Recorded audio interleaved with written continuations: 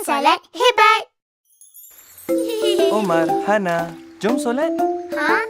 Papa, kami dah tak kaya lagi. Nak dengar cerita tak? Cerita? Nak? Wah! Pada suatu masa dahulu, ada seorang sahabat Nabi yang hebat, sangat penyayang, pemurah dan kuat. Abu Hurairah, lelaki hebat. Abu Hurairah seorang yang hebat. Beliau rajin menunaikan Wah! solat. Kami juga nak jadi hebat.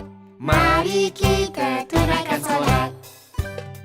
Pada suatu masa dahulu, Ada seorang pahlawan yang hebat, sangat berani, cekap dan kuat. Namanya Haula, wanita hebat.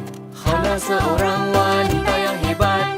Beliau rajin menunaikan solat. Kami juga nak jadi hebat.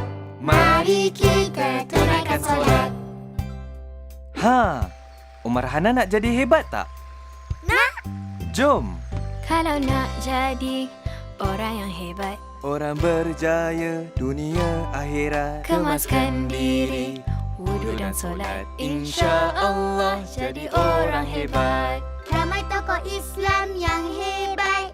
Mereka semua solat. Kami nak jadi hebat. Mari tunaikan solat. Mari tunaikan solat. Allahu Akbar.